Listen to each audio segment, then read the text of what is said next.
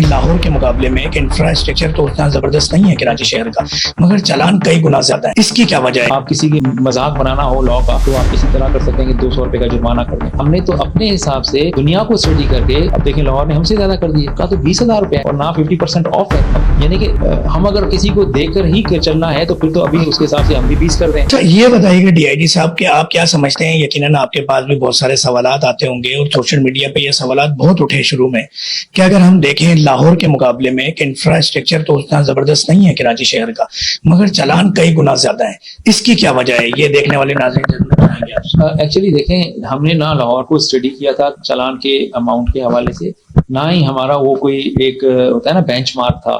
ہم نے تو اپنے حساب سے دنیا کو اسٹڈی کر کے کہ دنیا میں کس طرح سے چل رہا ہے ہم نے ڈیٹرنس لیول کی، اگر تو افورڈیبلٹی پر آپ چالان دے دیں گے تو لوگ افورڈ کر لیں گے اس کو اور وہ چیز ریپیٹ کریں گے۔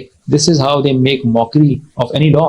آپ کسی کی مذاق بنانا ہو لا کا تو آپ اسی طرح کر سکتے ہیں کہ 200 روپے کا جرمانہ کر دیں، لوگ پھر کیوں اس سے ڈریں گے؟